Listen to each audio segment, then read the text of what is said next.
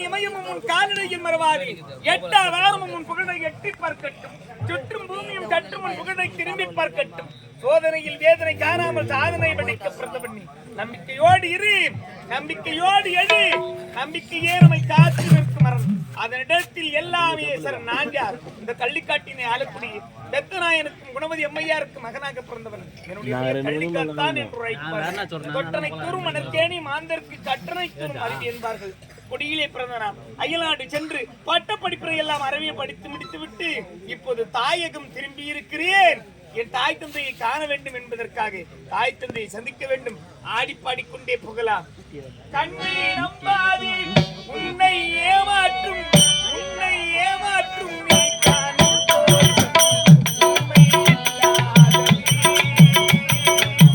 அறிவை நீ நம்பி தெளிவாகும்.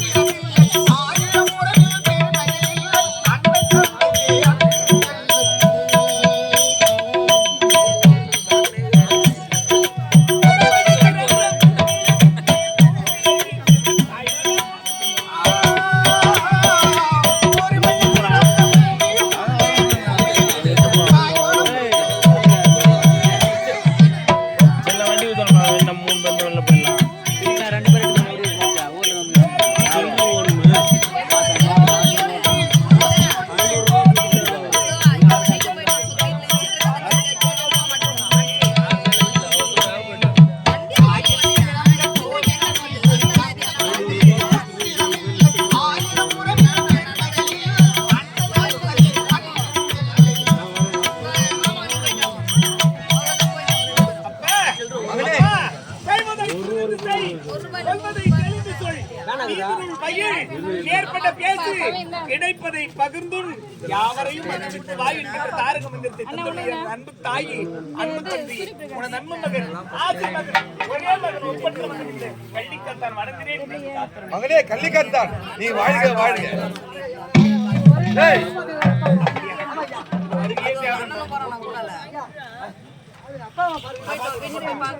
மகனே கள்ளிக்கத்தான், அயல் நாட்டிலிருந்து அசதியாக வந்திருப்பாய். பாருங்க என்னங்க தெரியாதாங்க எங்க பிள்ளை பாருங்க எவ்வளவு அழகா இருக்குது. என்ன பண்ண போறாங்க? அயல்நாட்டில் இருந்து பட்டப்படி முடிஞ்சது இப்பதான் தாயக திரும்பி இருக்கிறான். அவனுக்கு விதவிதமா நான் சமைச்சு வச்சிருக்கேங்க. அப்படியா? சாதத்தை கொடுத்து விட்டு வா. உங்களுடைய சமையல் சாப்பிட்டு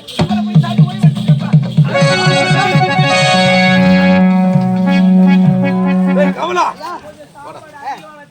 எனக்கோ வயதாகி விட்டது.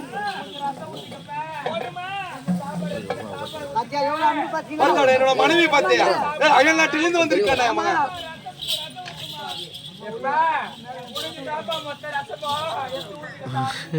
கமலா, எனக்கோ வயதாகி விட்டது. இருக்கும் இடத்தில் கொள்ளையிடத்து இல்லாத இடத்தில் கொடுத்து விண்டு இன்னுவரை என்னால் முடியவில்லை. ஆமாண்டா, தாவம் இல்ல. அதனால் என்னோட தொழில என் மக செய்ய வேண்டும். சொல்றத விட உங்க மனைவி வேண்டாம் பக்குவமா சொல்லி அனுப்புங்க. என் மனைவி வேண்டாம் சொன்னா கேட்டுப்பாளா? நீ சொன்னாலும் கேட்க மாட்டாங்க. அம்மா சொன்னா எந்த புள்ளியும் கேட்பான், தட்டாம கேட்பான். தட்டாம கேட்பான். சரி, நீ ஒரு புறமா கண்ணே குணவதி, எனக்கோ வயதாகி விட்டது. அதனால் இப்போது நான் செய்யக்கூடிய தொழில் என்னால செய்ய முடியல. என்னது? அதற்காக நான் என்ன செய்ய முடியும்? நம்ம மகன் இருக்கிறான் பாரு, கள்ளிக்காத்தான். ஆமா, இருக்கும் இடத்தில் கொள்ளையெடுத்து இல்லாத இடத்தை கொடுக்க வேண்டும். என் தொழில் அவன் செய்ய வேண்டும். போத வாய மூடுங்க. உன்னுடைய திருட்டு தொழில் உன்னுடைய அழைத்து போக வேண்டும் என்றுதான் என் மகனை அயல்நாடு சென்று பட்டப்படியை முடிக்க அப்படி படிக்க வச்சேன் நான். இப்பொழுதுதான் என்னுடைய மகன், அன்பு மகன், ஆசை மகன் கள்ளிக்காத்தான் அயல் நாட்டிலே பட்டப்படியை முடித்துவிட்டு தாய் தந்தையை பார்க்கணும் தாயகம் திரும்பி இருக்கிறான். இப்ப இந்த சமயத்துல என்னால திருட முடியாது. நம் மகனை திருட்டு சொல்றீங்களே, உங்களுக்கு புத்தி இருக்குதா? புத்தி இருக்காங்க. இப்ப அப்ப இருக்கும் இடத்தில் கொள்ளையடித்து வேணும். அப்ப இல்லாதவங்க எங்கடி போவாங்க? என்னங்க, எப்படியாக இருந்தாலும் இந்த நாட்டில் உள்ள அனைத்து மக்களையும் என்னுடைய மகன் காப்பாற்றுவாங்க. எப்படி காப்பாற்றுவான்? நல்ல முறையில். நல்ல முறையில் எப்படி காப்பாற்றுவாங்க? படிச்சா என் பையன் படிப்பறிவு இருக்குது. படிச்சா இன்னைக்கு இந்த காலத்துக்கு ஒருத்தனால சாப்பிட முடியல. என்னங்க, திருநாள் மட்டும்தான் அனைவருக்கும் சாப்பாடு கொடுக்க முடியும். என்னங்க, நீங்கள் என்ன உரைத்தாலும் அந்த திருட்டு செயல் செய்வதற்கு என் மகன் கள்ளிக்காத்தானை நான் ஒருபோதும் விட மாட்டேங்க.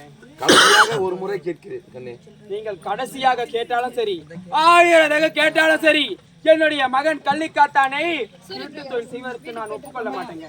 ஒத்துக்க மாட்டேன், ஒத்துக்க மாட்டேன். அடி அனுபவமா அனுபவமா அனுபவத்தி கொண்ட நாய அனுபவமா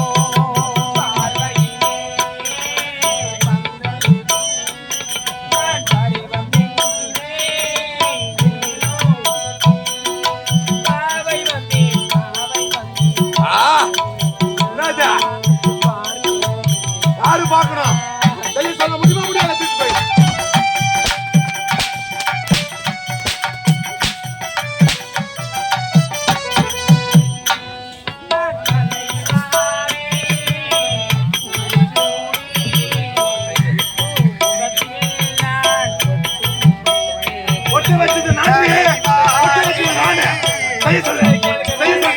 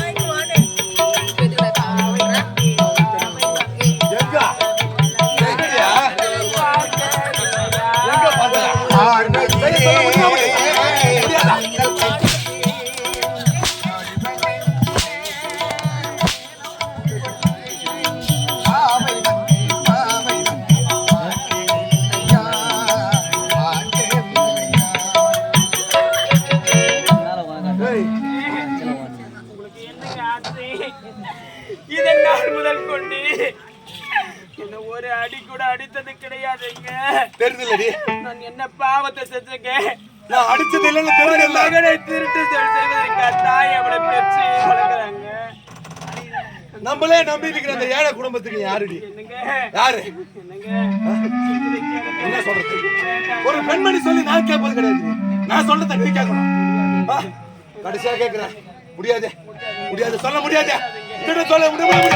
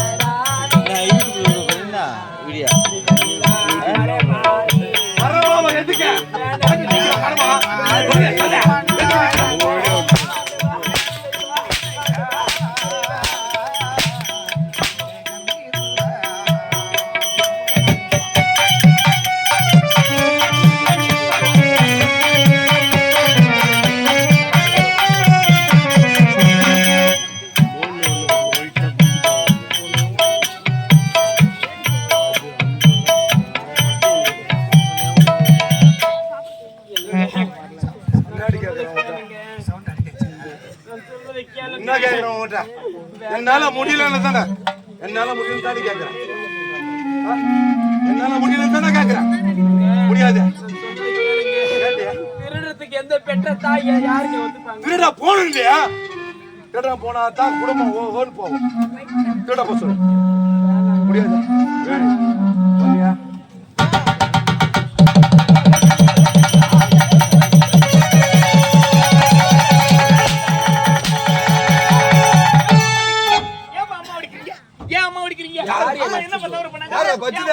பிரச்சனை ஒண்ணே இல்ல, பிரச்சனை ஒண்ணுமே இல்ல.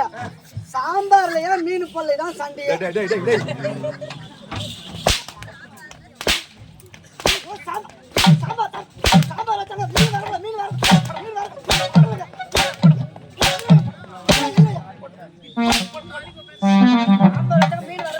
மகனே கள்ளிக்காத்தான், இங்க யாரு அடிச்சது? யாரு சண்டை போட்டது? அடிக்கலையே, சும்மா பேசிக்கணும். நடக்கலப்பா. நானும் உங்க அப்பாவும் சும்மா உன்னுடைய படிப்பை பத்தி மகள் அயல்நாட்டுல இருந்து வந்திருக்கிறான். அவனுக்கு எந்த இடத்துல வேலை வாங்கி கொடுக்கலாம், அது எப்படி இருக்கா சொல்லு. சும்மா பேசி இருக்கிறவங்க யாரும் பெத்தவங்க கிடையாது. இப்படிதான் அப்பா அம்மா பேசிடுவாங்க. நாங்க இப்படிதான் பேசிப்போம்பா. இப்படிதான் பேசிப்போம். கண்ணு நான் பார்த்ததில்ல, என் கண்ணு குருடு. ப்ரோ இப்படி கை வாங்கட்டாலும் அடிச்சிட பாத்தியா? இப்படி தட்டினாம்பா. நான் அடிக்கல. ஓமா ஓமா அவன் அடிக்கல. நீ அடி வாங்கல? அடிக்கலப்பா. அவர் அடிக்கவும் இல்ல, நான் அடி வாங்கவும் இல்லை. பிள்ளைக்கு தெரியக்கூடாதுன்னு நினைக்கிறது சரிதான். தெரிஞ்ச பிறகு மறைக்கிறது அதை விட தப்பு தெரியுமா? ஏய் அப்பா, இதுவரையில் அம்மாவை தூசித்து பேசியதை கூட நான் பார்த்தது கிடையாது. கரம் தீண்டி அடிக்கும் அளவுக்கு அம்மா என்ன தவறு செஞ்சாங்க? ஏன் அடிக்கிறீங்க? சரி உனக்கு சொல்லலாம். அவ்வளவுதானே? சரி, தந்தைக்கு ஒரு ஆபத்துனா யார் வரணும் முன்ன? அப்பா, ஆபத்துக்கு உதவாத பிள்ளை, அரும் பசிக்கு உதவாத அன்னம், தாகத்தை தீராத தண்ணீர், தரித்திரம் அறியா பெண்டீர், கோபத்தை அடக்கா வேந்தன், குருமொழி கொள்ளா சீடன், பாவத்தை போக்கா தீர்த்தம், இவை இருந்தும் பயனில்லை எழுந்தானே என்று விவேக சிந்தாமணியில் எழுதி வச்சிருக்காங்க. ஆபத்துக்கு உதவுறான், அவன் தான் புள்ள. ஆபத்துக்கு உதவுதுவன் புள்ள கிடையாது, புள்ள கிடையாது, எடுத்தும் பயன் கிடையாது. ஒரு ஆபத்துன்ற உடனே அப்பா பண்ணது தவறாக இருந்தாலும் எங்க அப்பா பண்ணதுதான் சரின்னு சொல்லிட்டு அப்பா பக்கம் வந்து நிக்கிறான் பாரு. அவன் தான் புள்ள. நாலு பேர் மத்தியில அப்பனை இழுத்து போட்டு அடிக்கிறான் பாரு. அவன் ஒன்னு நாலு பேர் சேர்ந்தாரு சொல்றான் பாரு. அவன் புள்ள கிடையாது. அப்பம் பண்ணது தவறாக இருந்தாலும் அப்பா கொண்டு நிக்கிறான் பாரு. அவன் தான் புள்ள. அதுக்கு தான் எனக்கு இப்போ ஒரு ஆபத்து வந்து விட்டது. அப்பா, நீங்க கவலையப்படாதீங்க. என்ன ஆபத்து? உங்களுக்கு துணையை எப்பொழுதும் உறுதுணையா நான் இருப்பேன், கவலைப்படாதீங்க. அப்படிதானே? ஆமா, நிச்சயமா. நிச்சயமாப்பா. சத்தியமா? நிச்சயமாப்பா. சரி, நான் என்ன தொழில் செய்கின்றேன் தெரியுமா உனக்கு? தெரியலையப்பா. தெரியலப்பா. இருக்கும் இடத்தில் கொள்ளையடித்து இல்லாத இடத்தில் கொடுப்பது என்னோட திருட்டு தொழில். அப்பா, இது ஒரு தொழிலா? ஆமா. எத்தனையோ வேலைகள் இருக்கு. ஏதோ எங்க அப்பா ஏதோ ஒரு முக்கியமான வேலையில் இருக்காரு. என் மகனுக்கு இது வரைக்கும் நான் பார்த்தது கிடையாது. கஷ்டப்பட்டு அப்பா படிக்க வைக்கிறாருன்னு நினைச்சிட்டு இருந்தேன். எத்தனையோ தொழில் கேள்விப்பட்டிருக்கேன். திருட்டு தொழில்னு ஒரு தொழிலாடா? இது ஒரு தொழிலா? கை தொழில். கை தொழில் சொல்றா? கையில பொருள் வந்து கை தொழில். அட பாவி. டேய், இது நாள் வரையில் உங்களுக்கு மகனாக பிறந்தது எண்ணி பெருமைப்பட்டுக் கொண்டிருந்தே. எப்படி இப்பேற்பட்ட கேவலமான திருட்டு தொழிலை செய்யறேன்னு சொன்னீங்களோ, உங்களுக்கு மகனாக பிறந்தது எண்ணி வெட்கப்படுறேன், வேதனைப்படுறேன், துன்பப்படுறேன், துயரப்படுறேன். உங்களுக்கு மகனாக பிறந்ததை விட எங்கனா போயிருக்கலாம். அம்மா, இனி ஒரு காலமும் இவர் உழைப்புல நாம வாழவே கூடாது. இது நாள் வரைக்கும் வாழ்ந்தது போதும், வளர்ந்தது போதும். திருடிதான் நம்மளை காப்பாத்தி இருக்கிறேன்னு சொல்றது எவ்வளவு கேவலம் தெரியுமா? ஒரு மூட்டத்துக்கு காப்பாத்தின, அண்டை வெட்டி காப்பாத்தின, தலைபறிக்க போன, ராத்திரி பறிக்க போனேன், ஏதோ கூலி வேலை செஞ்சினாச்சு காப்பாத்தணும்னு சொன்னா அதுல பெருமை இருக்கு. திருடி தானே உன்ன காப்பாத்தணும், இதுல என்னப்பா பெருமை இருக்கு? திரும்பதாம இருக்கு. இதுவரையும் இவர் உழைப்புல வாழ்ந்தது போதும், இனி ஒரு நெடி கூட எந்த பணத்துல படிச்சு யாரு பணத்துல படிச்சிருக்கா? யாரு பணத்துல போட்டிருக்காப்பா? எல்லாம் நான் திருடி கொடுத்த காசுறேன். அப்ப தெரியல உனக்கு.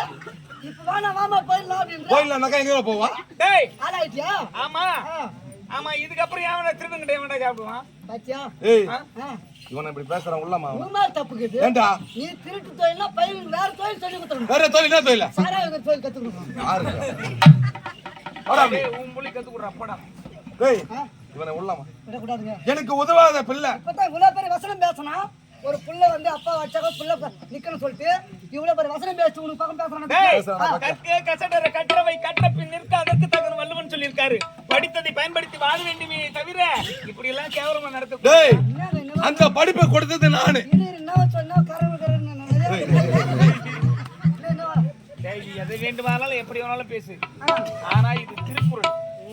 நான் அந்த பக்கம் போயில தானே எங்க அப்பா திருட்டு தொழில் பண்ணல, அது மாதிரி பேசல. எவ்வளோ பேர் எப்படி இருக்குங்க? ஈஸியா கேட்பேன். பேச கேட்க மாட்டேன், அவனை கேட்க மாட்டேன். நீ படித்தாயா படிப்பு அடித்தும் நான் தேடி கொடுத்தது. நீ 3 வேளை சாப்பிடுறா பாரு, அது நான் தேடி கொடுத்தது. ஆமா கஷ்டப்படுத்து கொடுத்து இதெல்லாம் உன்னை கஷ்டப்பட்டு காப்பாத்தணும் யாருக்கு? அடுத்தவங்க எடுத்து கொள்ளையடிச்சு வந்தாலும் என்ன பெருமை இருக்கு? எப்படி வழக்கறிஞராக, மருத்துவராக, ஒரு கலெக்டராக எப்படி எல்லாமோ பார்க்க வேண்டும் என்று எத்தனையோ பெற்றோர்கள் கனவு கொண்டிருக்காங்க. கூலி வேலை செஞ்சாலும் பையனை இப்பெல்லாம் எவ்வளவு கான்வென்ட்ல படிக்கிற அளவுக்கு வளர்ந்து இருக்கிறாங்க. படிப்பு தான் அறிவை தரும் என்று எல்லாருக்கும் புரிஞ்சு இருக்குது. அதனால புள்ளைய படிக்க வச்சு எப்படி எல்லாமோ அழகு பார்க்க வேண்டும் என்று பெற்றோர்கள் ஆசைப்படுறாங்க. அப்படிப்பட்ட பெற்றோர்கள் இருக்கிறவங்க மத்தியில இப்பேற்பட்ட தகப்பை எங்கன்னா பார்த்திருக்க முடியுமா? யாரு பிட்டு பையன்? டேய் என்ன விடலாமா? யாரு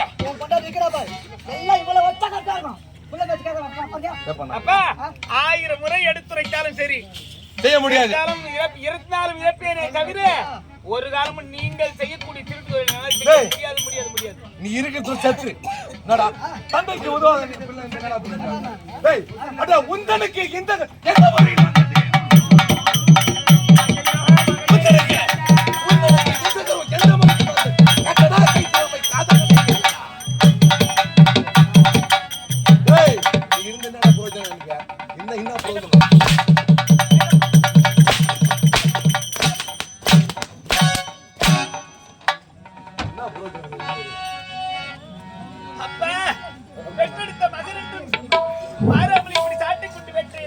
எனக்கு தேவை என்னோட தொழில் நீ செய்யணும். அன்பாத உறவு எங்கடா இருக்குது? எங்க இருக்குது அன்பாத உறவு? இது ஆகாத வரவி ஏனி தப்பி இது இறைவன் ஏது இறைவன் தெரியல.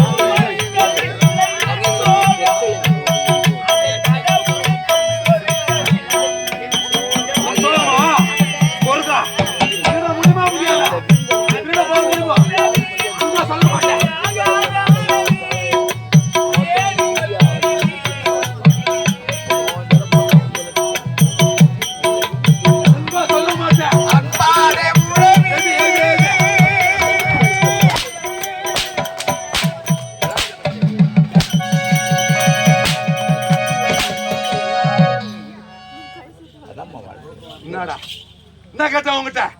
எனக்கு வயதாகி விட்டு நீ செய்யலாம் சொன்ன. அப்பா என்ன செத்து போன்னு சொல்லுங்க, செத்து போறேன். ஆனா ஒரு காலமும் இந்த திருட்டு தொழிலை என்னால் செய்ய முடியாதுப்பா.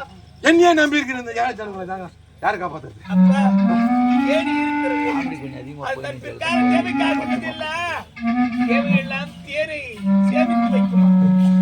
அதை பார்த்த உடனே ஒருவன் சென்று அடித்து விடுவான் நாம் அந்த தேனை.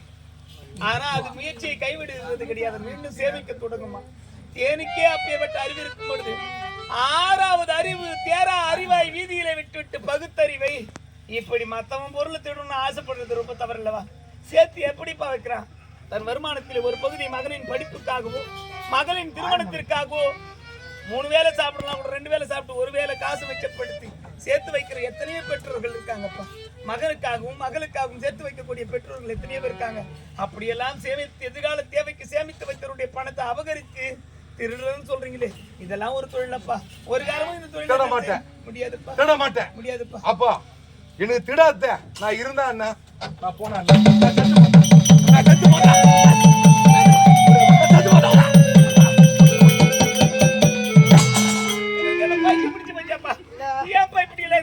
என்ன போனா போகுது விட்டு போயா என்ன போனா போது அப்பா இல்ல என்ன உனக்கு அப்பா இல்ல என்ன சித்தப்பா நான் இல்ல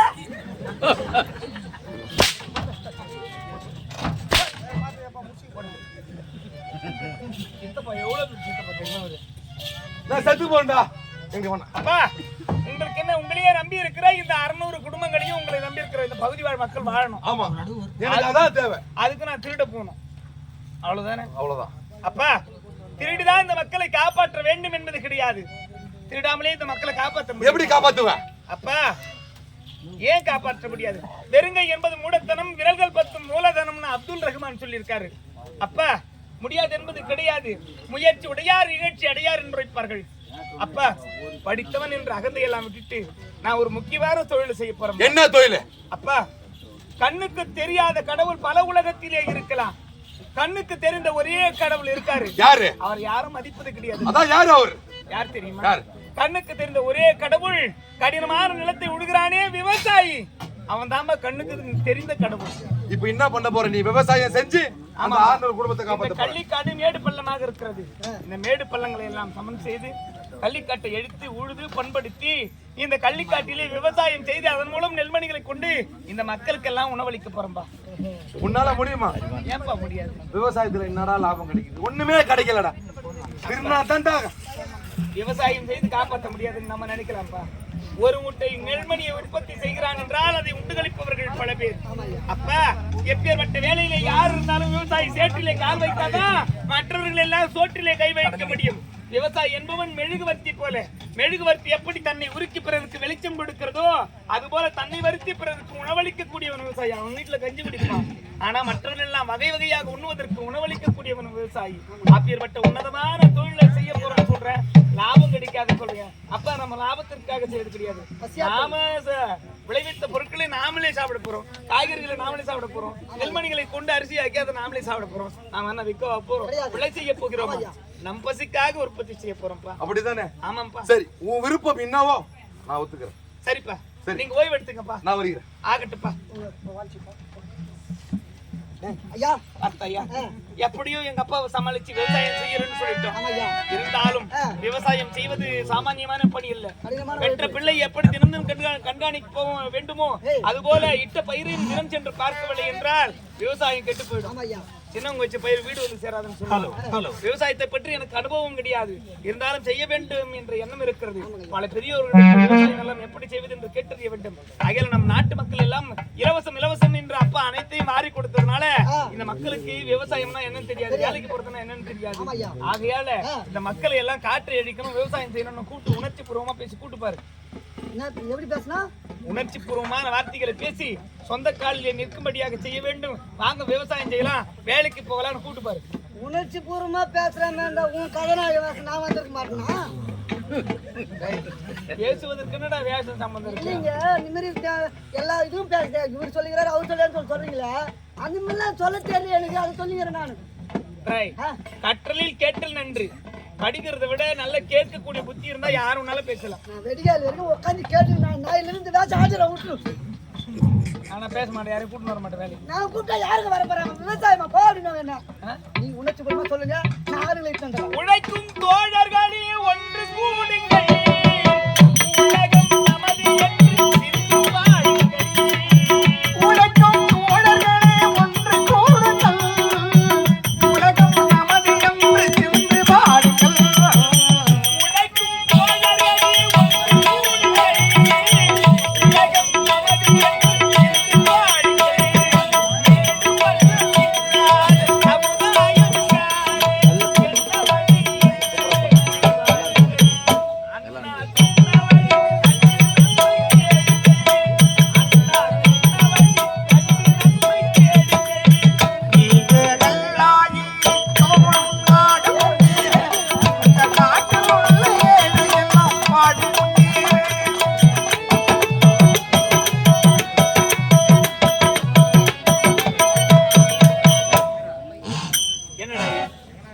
பகுதி மக்களை அனைவரும் ஒன்றிணைத்து விட்டோம்.